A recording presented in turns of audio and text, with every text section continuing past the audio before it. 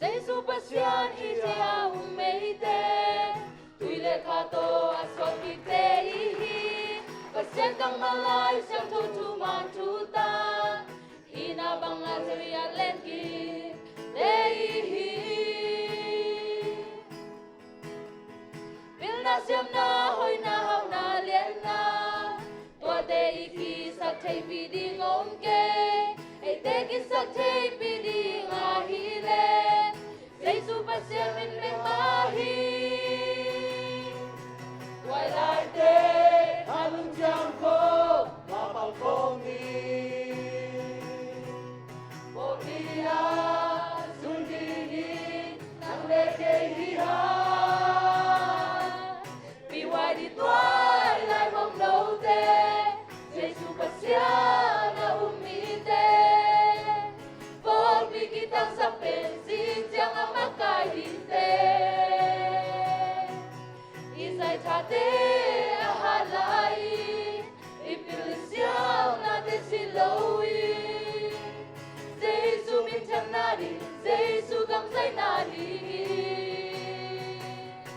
Sang siyang beni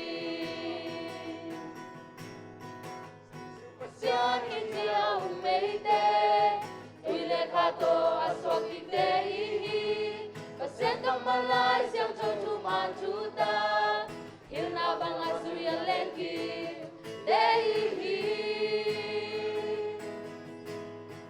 Hilna siyam na hoy na hak na lien na Tua te iki sak chay pidi ngom ke Ileki sak chay pidi ngahile Giêsu pasian min me mahi Twilight day alung jam ko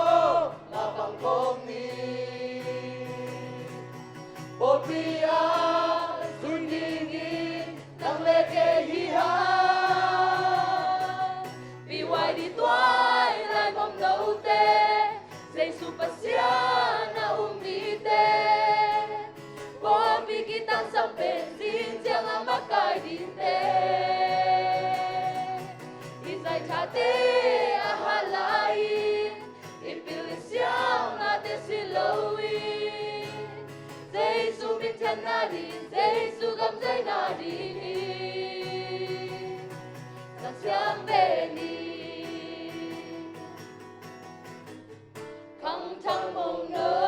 tehi Isa sa lundang na Kang chang mong no tehi Isa sa lundang na Let you Piwai di twilight mong naute Giêsu pasian na umite